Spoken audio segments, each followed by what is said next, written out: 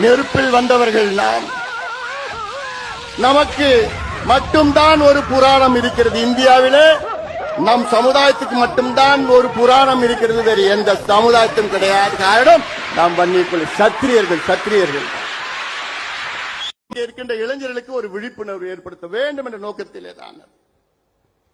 எனக்கு என்று நான் எந்த அடையாளத்தையும் சுமக்க விரும்பியதில்லை.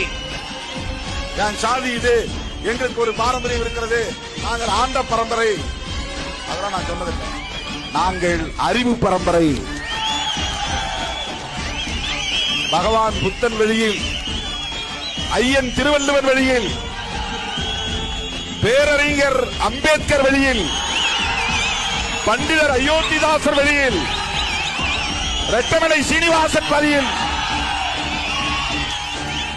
அறிவுபூர்வமாக செயல்படக்கூடியவர்கள்.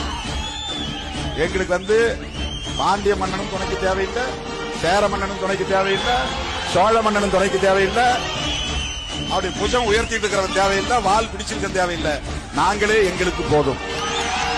எவனோ ஒருத்தனை வாளோடு வேலோடும் போட்டுட்டு அதை நான் எனக்கு பாதுகாப்பு கேட்டு, என் கையே எனக்கு உதவி, நாங்களே எங்களுக்கு பாதுகாப்பு அரண்.